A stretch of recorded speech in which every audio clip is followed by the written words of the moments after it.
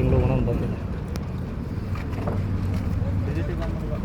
Sir. ಇವತ್ತಿನ ದಾಬಸ್ಪೇಟೆ ಠಾಣೆಗೆ ಇದು ನಾವು ಜುಲೈ ತಿಂಗಳಲ್ಲಿ ಸಿದ್ರ ಬೆಟ್ಟದ ಒಂದು ಇದಕ್ಕೆ ಬಂದಿರ್ತೀವಿ, ವೀಕ್ಷಣೆಗೆ ಅಂತ ಹೇಳಿ ನಾವೆಲ್ಲ ಕಾರ್ಯಕರ್ತರು ಬಂದಿರ್ತೀವಿ. ನಾವು ನಮ್ಮ ಸ್ನೇಹಿತರೆಲ್ಲರೂ ಹಂಗೆ ಬಂದು ಅಲ್ಲಿ ಬಂದು ಹೋಗಿರ್ತಕ್ಕಂಥ ಒಂದು ವಿಡಿಯೋವನ್ನು ನಮ್ಮ ಸಂಘಟನೆ ಕಾರ್ಯಕರ್ತ ನನ್ನ ಸ್ನೇಹಿತ ಪ್ರವೀಣ್ ಅವರು ರಾಷ್ಟ್ರ ರಕ್ಷಣಾ ಪಡೆ ಅನ್ನೋ ಪೇಜ್ನಲ್ಲಿ ಹಾಕಿರ್ತಾರೆ. ಆ ವಿಡಿಯೋ ದಾರಿಗನೆ ಓ ಪ್ರಿಯ ನೇಹಿಗನೆ ಅಂತ ಹೇಳಿ ಆ ಸಂಘದ ಒಂದು ಸಾಂಗನ್ನು ಹಾಕಿ ನಾವು ಹಿಂದೂ ಮಹಾಸಂಗಮ ಅನ್ನೋ ಕಾರ್ಯಕ್ರಮದ 2ನೇ ಕಾರ್ಯಕ್ರಮವನ್ನು ಸಿದ್ರ ಬೆಟ್ಟದಲ್ಲಿ ಮಾಡಲಾಯಿತು. ಆ ಕಾರ್ಯಕ್ರಮಕ್ಕೆ ಬಂದು ಅಲ್ಲಿ ಯಾವ ರೀತಿ ಆ ಸಿದ್ರ ಬೆಟ್ಟ ಇಸ್ಲಾಮಿಕ್ ಆಕ್ರಮಣಕ್ಕೆ ಇವತ್ತು ಒಳಗಾಗಿದೆ ಅನ್ನೋದನ್ನು ತಿಳಿಸಲಾಯಿತು ಜನರಿಗೆ ಅಂತ ಹೇಳಿ ನಾವು ಅಷ್ಟು ಶೇರ್ ಮಾಡಿದ್ವಿ. ಅದಕ್ಕೆ ನಮ್ಮ ಮೇಲೆ ಇಲ್ಲಿ ಧಾರ್ಮಿಕ ಭಾವನೆಗೆ ಧಕ್ಕೆ ಮತ್ತು ಪ್ರಚೋದನೆ ಅಂತ ಹೇಳಿ, ಅಂದರೆ ನಮ್ಮ ದೇಶದ ಸತ್ಯ ಇತಿಹಾಸವನ್ನು ತಿಳಿಸೋದು ನಮ್ಮ ಹಕ್ಕು. ಅಂದರೆ ಈ ದೇಶದ ಮೇಲೆ ಇಸ್ಲಾಮಿಕ್ ಆಕ್ರಮಣ ಆಗಿರೋದು ಸತ್ಯ. ಈ ದೇಶದ ಮೇಲೆ ಇಸ್ಲಾಮಿಕ್ ಆಕ್ರಮಣ ಆಗಿಲ್ಲ ಅಂತ ಯಾರೂ ಹೇಳಲಿಕ್ಕೆ ಸಾಧ್ಯ ಇಲ್ಲ. ಅದು ಇತಿಹಾಸ. ಇಸ್ಲಾಮಿಕ್ ಆಕ್ರಮಣಕಾರರು ಅಂತ ಬುಕ್ಗಳೇ ಇದೆ, ಇತಿಹಾಸದ ಪಠ್ಯಪುಸ್ತಕಗಳೇ ಇದೆ. ಅದನ್ನು ನಾವು ಹೇಳಿದ್ರೆ ಅದು ಕೋಮು ಪ್ರಚೋದನೆ ಆಗುತ್ತೆ ಅಥವಾ ಮತ್ತೇನೋ ಆಗುತ್ತೆ ಅನ್ನೋದಾದರೆ ಅದನ್ನು ನಾವು ಒಪ್ಪೋದಕ್ಕೆ ಸಾಧ್ಯ ಇಲ್ಲ. ನನ್ನ ದೇಶದ ಸತ್ಯ ಇತಿಹಾಸವನ್ನು, ನಮ್ಮ ದೇವಾಲಯಗಳ ಮೇಲೆ ನಡೆದಂಥ ಔರಂಗಜೇಬು ನಮ್ಮ ದೇವಾಲಯಗಳ ಮೇಲೆ ಮಾಡಿದಂಥ ಆಕ್ರಮಣವನ್ನು ನಾವು ತಿಳಿಸೋದು, ನಮ್ಮ ಜನರನ್ನ ಮುಂದಿನ ಪೀಳಿಗೆಗೆ ಜಾಗೃತಿಗೊಳಿಸೋದು ನನ್ನ ಕರ್ತವ್ಯ. ಮೊಘಲರು ಮಾಡಿದ ಆಡಳಿತವನ್ನು, ಟಿಪ್ಪು ಸುಲ್ತಾನ್ ಮಾಡಿದ ಆಡಳಿತವನ್ನು ತಿಳಿಸೋದು ನನ್ನ ಕರ್ತವ್ಯ. ನಾವು ಅದನ್ನು ಮಾಡಿದ್ದೀವಿ.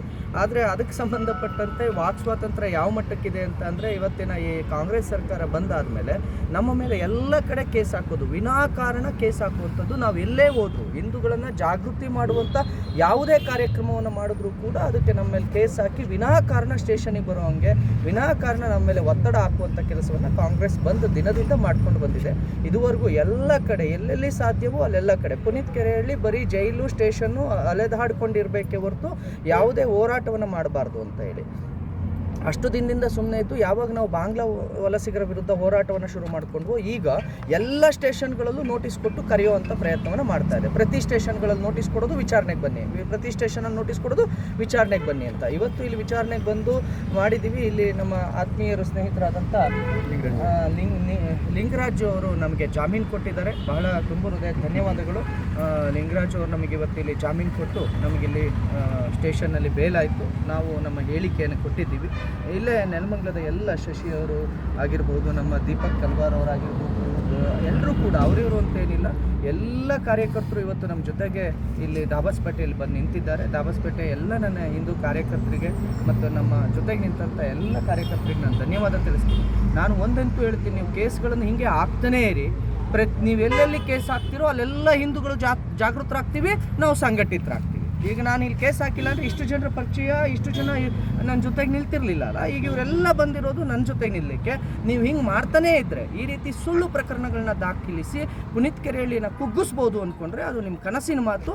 ನಮ್ಮ ಬಳಗ ದೊಡ್ಡದಾಗುತ್ತೆ. ನಾವು ಮತ್ತಷ್ಟು ಶಕ್ತಿಯುತವಾಗಿ ಹೋರಾಟ ಮಾಡ್ತೇವೆ. ಸದ್ಯದಲ್ಲೇ ಭಾರತದಿಂದ ಅಕ್ರಮ ವಲಸಿಗರನ್ನು ಏನು ಓಡಿಸುವ ಕಾರ್ಯಕ್ರಮ ಇದೆ ಅದು ಯಶಸ್ವಿಯಾಗಿ ಮತ್ತೆ ಹೊಸ ರೂಪವನ್ನು ತೆಗೆದುಕೊಂಡು ಹೋರಾಟ ಕೂಡ ಆರಂಭವಾಗುತ್ತೆ. ಸರ್, ಇವಾಗ ಸರ್ಕಾರದ ಮಟ್ಟದಲ್ಲಿ ಎಲ್ಲೆಲ್ಲೂ ಕೇಸ್ ಆಗ್ತಾ ಇದ್ದಾರೆ ಅನ್ನೋ ಒಂದು ಆರೋಪ, ಅದ್ರ ಉದ್ದೇಶ ಏನಿದೆ, ಸರ್ಕಾರದವ್ರ ಉದ್ದೇಶ ಏನಿದೆ ಅಂತ? ಹೋರಾಟವನ್ನು ಹತ್ತಿಕ್ಕುವಂಥದ್ದು ಅಂದರೆ ಒಂದು ಸೈದ್ಧಾಂತಿಕ ನಿಲುವು. ಅವರು ಎಡಪಂಥೀಯ ಚಿಂತನೆಗಳನ್ನು ಉಳ್ಳಂಥವ್ರು ಮತ್ತು ಎಡಪಂಥಿ ಈಗಾಗಲೇ ಧರ್ಮಸ್ಥಳದ ವಿಚಾರದಲ್ಲೂ ಕೂಡ ಎಡಪಂಥೀಯ ಸಂಘಟನೆಗಳಿಗೆ ಮಣಿದು SITಯನ್ನು ರಚನೆ ಮಾಡಿದ್ರು ಅಂತ ಏನು ಹೇಳಿದ್ರು, ಅದೇ ರೀತಿ ಎಡಪಂಥೀಯರಿಗೆ ಪುನೀತ್ ಕೆರೆಹಳ್ಳಿಯನ್ನು ಕಂಡ್ರಾಗಲ್ಲ. ಮತ್ತು ಯಾರು ಈ ಜಿಹಾದಿ ಮನಸ್ಥಿತಿ ಹೊಂದ್ಕೊಂಡಿದ್ದಾರೋ ಅವರಿಗೆ ಪುನೀತ್ ಕೆರೆಹಳ್ಳಿಯನ್ನು ಕಂಡ್ರಾಗಲ್ಲ.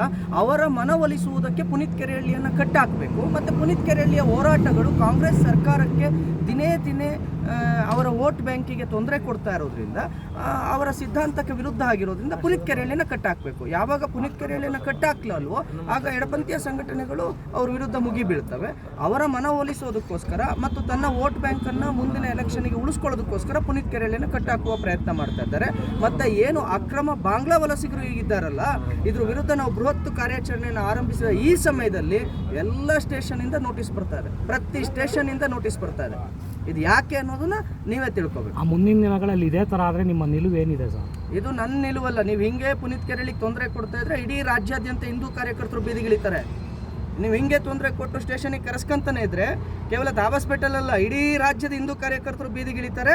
ನೀವು ಇದನ್ನು ಈ ಕೂಡಲೇ ನಿಲ್ಲಿಸಿದ್ರೆ ಒಳ್ಳೆಯದು.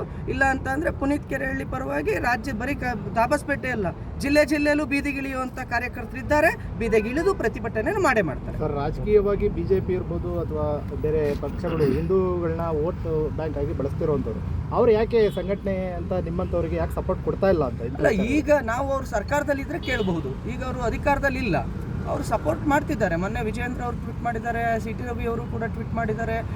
ಲೋಕಲ್ಗೆ ಹೋದಾಗ ಅಲ್ಲಿರ್ತಕ್ಕಂಥ MLA ಕೃಷ್ಣಪ್ಪ ಸರ್ ಅವರು ಕೂಡ ಜೊತೆಗೆ ನಿಂತಿದ್ದಾರೆ. ಚಲವಾದಿ ನಾರಾಯಣಸ್ವಾಮಿ ಅವರು ಕೂಡ ಫೋನ್ ಮಾಡಿ ಕರೆ ಮಾಡಿ ಇದು ಮಾಡಿದ್ದಾರೆ. ಎಲ್ಲರೂ ಪ್ರತಾಪ್ ಸಿಂಹ ಅವರು ಒಂದು ಪ್ರಕರಣದಲ್ಲಿ ಜೊತೆಗೆ ಬಂದು ನಿಂತ್ಕೊಂಡ್ರು.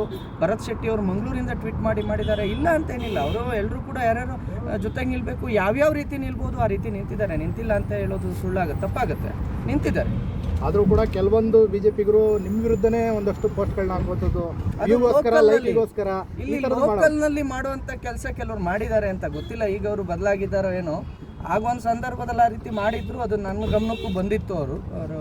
ಅವ್ರ ಹೆಸರೇನೋ ಇದೆ, ಜಗದೀಶ್ ಚೌಧರಿ ಅನ್ನೋರು ಮಾಡಿದ್ರು. ಆಗೇನೋ ಅವ್ರು JDSಗೋ ಕಾಂಗ್ರೆಸ್ಗೋ ಹೋಗ್ಬೇಕಿತ್ತು, ಅದಕ್ಕೆ ಪುನೀತ್ ಕೆರೆಹಳ್ಳಿ ವಿರುದ್ಧ ಮಾತಾಡಿದ್ರು. ಕೊನೆಗೆ ಅವ್ರು ಅಲ್ಲಿ ಹೋಗಲ್ಲ, ಮತ್ತು BJPಲೇ ಉಳಿತಾರೆ ಅಂತ ಗೊತ್ತಾದ್ಮೇಲೆ ಈಗ ಪುನೀತ್ ಕೆರೆಹಳ್ಳಿ ಮೇಲೆ ಭಾವನೆ ಬದಲಾಗಿರ್ಬೋದೇನೋ ಗೊತ್ತಿಲ್ಲ. ನನಗೇನು ಅವ್ರ ಮೇಲೆ ಏನೋ ದ್ವೇಷ ಇಲ್ಲಪ್ಪ. ಜಗದೀಶ್ ಚೌಧರಿ ಅವ್ರಿಗೆ ಪಾಪ ಇರ್ತಕ್ಕಂಥ ಮುಸ್ಲಿಂ ಸ್ನೇಹಿತರನ್ನೋ ಇಸ್ಲಾಂ ಸ್ನೇಹಿತರನ್ನೋ ಮನವೊಲಿಸಬೇಕಾದ ಕರ್ತವ್ಯ, ಅವ್ರ ಬಿಸ್ನೆಸ್ ಇದೆ ಅನ್ಕೊಂತೀನಿ ಅವ್ರ ಜೊತೆ. ನನಗೆ ಗೊತ್ತಿರೋ ಪ್ರಕಾರ ಪಾಪ ಅಲ್ವಾ, ಅವ್ರ ಬಿಸ್ನೆಸ್ಸಿಗೆ ಈಗ ಪುನೀತ್ ಕೆರೆಹಳ್ಳಿ ಬೈದರೆ ಅವ್ರ ಬಿಸ್ನೆಸ್ ಚೆನ್ನಾಗಾಗುತ್ತೆ ಅನ್ನಂಗಿದ್ರೆ ಪಾಪ ಏನು ಮಾಡೋಕ್ಕಾಗತ್ತೆ. ಹಂಗೇನಿಲ್ಲ, ನನಗಂತೂ ದ್ವೇಷ ವೈಯಕ್ತಿಕವಾಗಿ ಯಾರ ಮೇಲೂ ಇಲ್ಲ. ನನ್ನ ಹೋರಾಟ, ನನ್ನ ದಾರಿ. ಈಗ ಅವ್ರು ನನಗೆ ಬೆಂಬಲ ಕೊಡೋದ್ರಿಂದನೂ ನಾನೇನು ತುಂಬ ಮುಂದಕ್ಕೆ ಹೋಗಲ್ಲ. ಅವ್ರು ನನ್ನ ಬೆಂಬಲ ಕೊಡದೆ ನನ್ನನ್ನು ತೆಗಳೋದ್ರಿಂದನೂ ನನಗೇನು, ಎರಡರಿಂದನೂ ನನಗೇನು ತೊಂದರೆ ಇಲ್ಲ. ಆದರೆ ಈಗ ನಾನು ಹೇಳೋದೇನಂದ್ರೆ, ದಾಬಸ್ಪೇಟೆಯಲ್ಲಿ ಇಷ್ಟು ಜನ ಸ್ನೇಹಿತರು ನನ್ನ ಜೊತೆಗೆ ನಿಂತಿದ್ದಾರಲ್ಲ, ಈಗ ಇವ್ರು ಯಾರು ಹಿಂದೂಗಳಲ್ವಾ, ನಾನು ಯಾಕೆ ಅವರೇ ನಿಲ್ಬೇಕು ಅಂತ ಕೇಳ್ಕೊಳ್ಳಿ. ಇಲ್ಲಿರೋರು ಎಲ್ಲ ಒಂದು ಕಡೆ ಪುನೀತ್ ಕೆರೆಹಳ್ಳಿಯನ್ನ ವಿರೋಧ ಮಾಡಿಬಿಟ್ರೆ ನಾವು ಫೇಮಸ್ ಆಗ್ತೀವಿ ಅನ್ನೋದೆಲ್ಲ ಒಂದು ಮನಸ್ಥಿತಿಗೆ ಬಂದ್ಬಿಟ್ಟಿದ್ದಾರೆ ಕೆಲವರು ಅಂತ. ಅವ್ರವ್ರನ್ನೇ ಕೇಳಬೇಕು. ಯಾಕೆಂದರೆ ಒಂದು ಯಾವ್ದಾದ್ರು ಪಕ್ಷದ ಸಿದ್ಧಾಂತ, ಈಗ ಒಂದು ಪಕ್ಷದಲ್ಲಿ ಇದ್ದಾರೆ ಅಂದರೆ ರಾಷ್ಟ್ರ ಮಟ್ಟದ ನಾಯಕರು ಪುನೀತ್ ಕೆರೆಹಳ್ಳಿ ಬಗ್ಗೆ ಮಾತಾಡ್ತಾರೆ ಅನ್ನೋದಾದರೆ, ನಿಮಗೆ ಸಂತೋಷ್ ಜಿ ಅವರು ಪುನೀತ್ ಕೆರೆಹಳ್ಳಿ ಪರ ಮಾತಾಡ್ತಾರೆ, ಈ BJP ಪಕ್ಷದ ರಾಜ್ಯಾಧ್ಯಕ್ಷರು ಪುನೀತ್ ಕೆರೆಹಳ್ಳಿ ಪರವಾಗಿ ಟ್ವೀಟ್ ಮಾಡ್ತಾರೆ ಅಂದಾಗ, ನೀವು ಲೋಕಲ್ ಲೀಡ್ರು ಅದ್ರ ವಿರುದ್ಧ ಮಾತಾಡ್ತಿದ್ದಾರೆ ಅನ್ನೋದಾದ್ರೆ ನೀವು ಅವ್ರನ್ನ ಕೇಳಬೇಕು, ನಿಮ್ಮ ರಾಜ್ಯಾಧ್ಯಕ್ಷರು ಯಾಕೆ ಪುನೀತ್ ಕೆರೆಹಳ್ಳಿ ಪರ ಇದ್ದಾರೆ ಅಂತ. ಅಂದರೆ ಇದು ಪಕ್ಷದ ವಿರುದ್ಧ ಅಲ್ಲ, ಇಲ್ಲಿ ಸ್ಥಳೀಯವಾಗಿ ಏನೋ ಪ್ರಾಬ್ಲಮ್ ಇದೆ. ಯಾಕೆಂದರೆ ಪುನೀತ್ ಕೆರೆಹಳ್ಳಿ ದಾಬಸ್ಪೇಟೆಗೆ ಬಂದು ಎಲೆಕ್ಷನ್ಗೆ ನಿಲ್ಲೋನು ಅಲ್ಲ, ಎಲ್ಲೂ ನಿಲ್ಲೋನಲ್ಲ, ರಾಜಕೀಯಕ್ಕೆ ನಾನು ಬರೋನಲ್ಲ. ಹಾಗಾದ್ರೆ ನನ್ನ ವಿರುದ್ಧ ಯಾಕೆ ಅಂದರೆ ಏನೋ ಇರಬಹುದು, ಅದು ನಂಗೆ ಗೊತ್ತಿಲ್ಲ. ಸ್ಥಳೀಯರು ಹೇಳಬೇಕು. ನಾನು ದಾಬಸ್ಪೇಟೆಗೆ ಬಂದಿರೋದು ಯಾವಾಗಲೂ ಒಂದು 2-3 ಸಲ ಬಂದರೆ ಈಗ ಬಂದಿದ್ದೀನಿ. ಈಗ ಕೇಸ್ ಹಾಕಿಸ್ಕೊಂಡ್ರೆ ಇನ್ಮೇಲಿಂದ ದಾಬಸ್ಪೇಟೆ ಕೂಡ ನಾನು ಊರೇ. ಈಗ ನಾನು ಬಂದು ಹೋಗ್ತಾನೆ ಇರ್ತೀನಿ. ಈಗ ದಾಬಸ್ಪೇಟೆ ನಮ್ದಾಗೋಯ್ತು, ಯಾಕೆಂದರೆ ಕೇಸ್ ಆಯ್ತಲ್ಲ. ನನ್ನ ರಿಜಿಸ್ಟ್ ಇದೆ, ಈಗ ಇಲ್ಲಿ ಆಸ್ತಿನೇ ಇರಬೇಕು ಅಂತೇನಿಲ್ಲ. ಈಗ ರಿಜಿಸ್ಟ್ ಇದೆ, ಬಂದು ಹೋಗ್ತಾ ಇರ್ತೀವಿ, ಏನು ತೊಂದರೆ ಇಲ್ಲ. ಬಟ್ ನಾನು ಮತ್ತೆ ಕೇಳ್ಕೊಳ್ತೀನಿ, ಯಾವಾಗಲೂ ಕೆಟ್ಟಗಳಿಗೆ ಮಾತಾಡಿದರೆ ನಾನೇನು ಮನಸ್ಸಲ್ಲಿ ಇಟ್ಕೊಳ್ಳಲ್ಲ, ಬಿಡ್ತೀನಿ. ನಾನು ಮುಂದುವರ್ಸೋದು ಬೇಡ ಅಂತ ಹೇಳಿ. ಕ್ಷಮಿಸ್ತೀರಾ ಅಂತ ಸರ್? ಕ್ಷಮಿಸೋದಕ್ಕೆ ಅವ್ರು ದೊಡ್ಡವರಿದ್ದಾರೆ. ನಾನು ಕ್ಷಮಿಸ್ತೀನಿ ಅನ್ನೋ ಮಾತು ದೊಡ್ಡದಾಗುತ್ತೆ. ನಾನು ಹಿಂದೂ ಧರ್ಮದಲ್ಲಿ ನಾನು ಆ ಮಾತನ್ನು ಹೇಳೋದಿಲ್ಲ, ಕ್ಷಮಿಸ್ತೀನಿ ಅಂತ. ಗೊತ್ತಿಲ್ಲದೆ ಏನಾದರೂ ಮಿಸ್ಅಂಡರ್ಸ್ಟ್ಯಾಂಡಿಂಗ್ ಇದ್ದರೆ ಸರಿ ಮಾಡ್ಕೊಳ್ಳೋಣ, ಅದರಲ್ಲಿ ಏನ್ರಿ ಇದೆ. ಅವರು ಚಿಕ್ಕವರು ದೊಡ್ಡವರು ಅನ್ನೋದೇನಿಲ್ಲ. ನನ್ನ ಮನಸ್ಸಿನ ಮಾತು ಹೇಳ್ತಾ ಇದ್ದೀನಿ, ಇಟ್ಸ್ ನಾಟ್ ಕ್ಯಾಮ್ರಾ ಇದೆ ಅಂತ ಅಲ್ಲ, ಮನಸ್ಸಿನ ಮಾತು. ನನಗೇನು ವೈಯಕ್ತಿಕ ದ್ವೇಷ ಏನಿಲ್ಲ. ಸರಿ ಮಾಡ್ಕೊಳ್ಳುವ ಸಂದರ್ಭ ಬಂದರೆ ಸರಿ ಮಾಡ್ಕೊಳ್ಳೋಣ. ಹಿಂದುತ್ವದಲ್ಲಿದ್ದರೆ ರಾಜಿ ಇಲ್ಲ ಧರ್ಮದ ವಿಚಾರದಲ್ಲಿ. ನೀವು ಮತ್ತಿನ್ನೂ ಅವ್ರನ್ನ ಓಲೈಕೆ ಮಾಡ್ಕೊಂಡು ಬರ್ತೀನಿ ಅಂದರೆ ಬರೋದೇ ಬೇಡ. ಆ ಓಲೈಕೆ ಇಲ್ಲ, ನಾನು ನೈಜ ಹಿಂದುತ್ವದಲ್ಲಿದ್ದೀನಿ, ಸಾಮಾಜಿಕವಾಗಿದ್ದೀನಿ ಅಂದರೆ ಖಂಡಿತವಾಗಿಯೂ ನಾನೇ ತಲೆಬಾಗಬೇಕಾದಂಥ ಪ್ರಶ್ನೆ ಬಂದರೆ ಧರ್ಮದ ವಿಚಾರದಲ್ಲಿ ತಲೆಬಾಗ್ತೀವಿ. ಎರಡನೇ ಪ್ರಶ್ನೆ, ವೈಯಕ್ತಿಕವಾಗಿ ಚೆನ್ನಾಗಿರುವಂಥ ಅವಶ್ಯಕತೆ ನಮಗೇನಿಲ್ಲ. ಧರ್ಮದ ವಿಚಾರದಲ್ಲಿ ನಾವೆಲ್ಲರೂ ಚೆನ್ನಾಗಿರ್ತೀವಿ. ಈಗ ಲಿಂಗರಾಜನ ಬಂದಿದ್ದಾರೆ, ಯಾಕೆ ಚೆನ್ನಾಗಿದ್ದೀವಿ? ಅವರು ನಾವು ವೈಯಕ್ತಿಕವಾಗಲ್ಲ. ಯಾಕೆ ಅಂತ ಅಂದರೆ ಧಾರ್ಮಿಕವಾಗಿ ನಾವಿಬ್ಬರು, ನಾನು ಕೇಸರಿ ಆಗ್ತೀನಿ, ಅವರು ಕೇಸರಿ ಆಗ್ತಾರೆ. ಆ ಕಾರಣಕ್ಕೆ ನಾವೆಲ್ಲರ ಜೊತೆ ಚೆನ್ನಾಗಿರ್ತೀವಿ. Okay sir.